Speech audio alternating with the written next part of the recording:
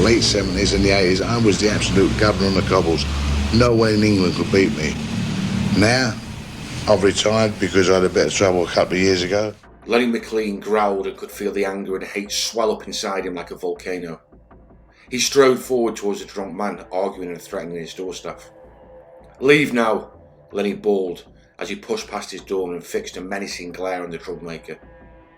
The mystery man held Lenny's glare and snapped, "Do you know who my family are? I'll have you all lined out." Big mistake. Lenny's massive right hand caught the man on the chin, snapping his jaw, and as he crashed to the floor, his arm broke in half under the weight of his body.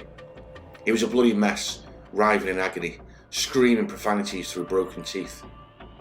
Lenny ordered his doorman to get him a taxi to hospital and strolled back into the bar, whistling happily. Another day at the office. Little did he know that the man's claims were true. He was indeed a member of a deadly, notorious East End crime family. In unlicensed boxing, Lenny was a force.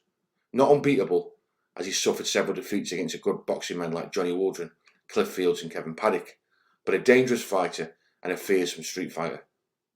But being king of the bouncers and a legitimate hardman is a million miles off criminals that think nothing of killing to further their goals or right a wrong against them or their family. Take Jimmy Moody for example. A very dangerous man, but could he have beaten Lenny in a fight? Probably not. Moody was a contract killer and a figure that was known for his ruthless streak. The same can be said of Del Croxon, the alleged murderer of Lenny McLean's nemesis, the Dublin-born Mad Barry Dalton, who shot McLean in the arse to mug him off in revenge for the beating McLean gave him in what was supposed to be a friendly spar. Del Croxon was a huge man, powerlifter, and it is alleged he was a hitman for hire who had served lots of years behind the door. The word on the street was Lenny swerved him, as he knew Del was a dangerous individual who would use a weapon to dispatch someone if they crossed him. Jimmy Holmes, in his book Judas Pig, claims he shot the ultimate Canning Town hardman, Bill the Bomb, as a warning not to take liberties in his gang's pub. I can't verify this story, as many of Holmes' claims were laid to cause aggravation for his former business partner, the Longfellow, but you see what I'm getting at. Being dangerous with your hands will only get you so far, and in McLean's case, nearly got him killed when he bashed up the wrong person. London's underbelly is a very political place, with families and gangs carving up the vast region and making millions of pounds a year in criminal enterprises. When money is at stake, a firm's reputation is key to warning others off from attempting to either rob you or move in on your patch. According to Lenny McLean's book, he unwittingly upset a major crime family from East London by beating up a member of their family who suffered a broken jaw and arm. Lenny was unaware of the trouble he had caused, and although there were rumours, he ignored them. Around the early to mid-80s, according to Lenny's own book, he was approached by a friend to help mind the Barbican Club, Smithfield Meat Market, where the current doorman had lost control. By all accounts, it was a rough pub. In Lenny's style, he went in there hitting first, asking questions later, to put his stamp on the place. He was getting £100 a night, which in today's money would be 500 quid, so it was a good pension. He worked Monday to Thursday on his own, and had a team Fridays and Saturdays. Several significant incidents had taken place before Lenny got a whiff. He had upset someone seriously. On one occasion, Lenny was arrested for bashing a stag party with coshes. Apparently, Eddie Richardson was in the club on that night. Lenny was arrested, but later released without charge. Numerous troublemakers were beaten up, one of whom received a broken arm and jaw. Some weeks after these events, without warning one Saturday night, the front windows of the club explode into shards as a two-man bike team blasts the club with a pump action. Lenny runs out and attempts to kick the bike as the pair circle around and let off another blast as Lenny runs back into the club for cover. McLean was badly hurt in this incident, with a chunk blown out of his backside, which never really healed itself properly. His daughter Kelly talks in her book about seeing her dad's injuries afterward, which must have been quite traumatic for a youngster. This, you imagine, would have been enough to question who you had upset. It certainly was for the club owner, who paid Lenny £5,000, the equivalent of 25 grand now, to leave the club. Once Lenny had recovered, he agreed to return to the ring to fight a guy called Mad Gypsy Bradshaw, a tough scrap metal guy. This would have been around 1985, 1986. Lenny was training for this fight at the legendary Freddie Hill's gym in Battersea. The Craven Arms Gym and Hill's reputation attracted many of the most celebrated names in boxing, even to those who were not boxing fans. The names of fighting brothers like George and Billy Walker and Chris and Kevin Finnegan were well known, along with world champions like Joe Bugner and Marvelous Marvin Hagler. All of these trained at the gym. It was here the infamous spar with Mad Barry Dalton happened, where, according to independent accounts, Lenny went over the top, giving Dalton a good hiding and humiliating him in front of the other boxers.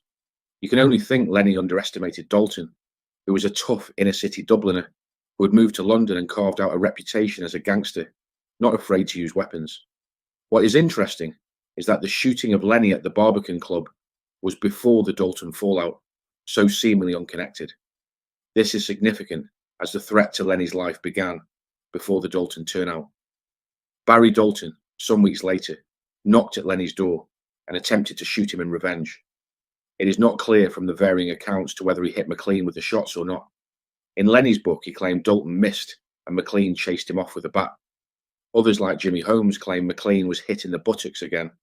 What is indisputable is that Lenny was upsetting people with his heavy-handedness, and as the 80s took full swing, the introduction of lucrative drug routes meant that gangs were armed to the teeth and willing to use them.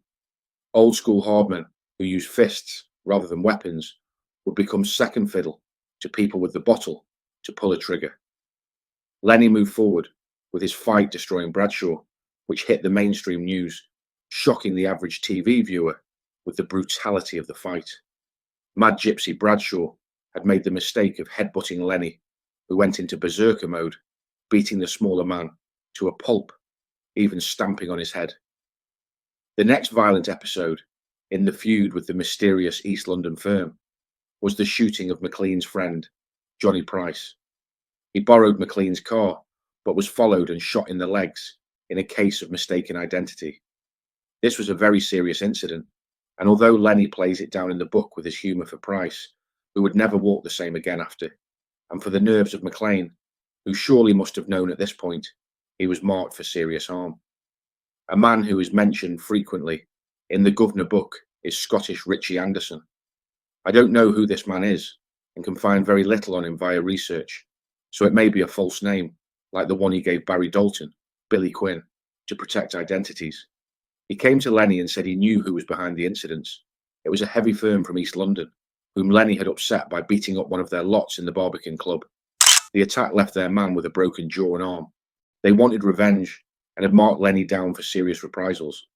In the book, Lenny says there was a meeting arranged between mutual friends and a heated argument took place, but it was settled that the feud would go no further. We do have to remember this was a book, so the true details of events like this are given creative license. I find it highly doubtful that if Lenny had upset a serious firm, that there wouldn't have been some understanding to who those people were. London's underworld is a melting pot of rumour and conspiracy, and with a name as big as Lenny's, surely he would have known the identity of the family trying to take him out. I have made inquiries through contacts who were active at that time, and the only information I can garner is that there was definitely a beef with Mad Barry, and at some point the word on the street was he had upset the Bowers from Canning Town. The Bowers are a prominent Canning Town family and proud owners of the Peacock Gym.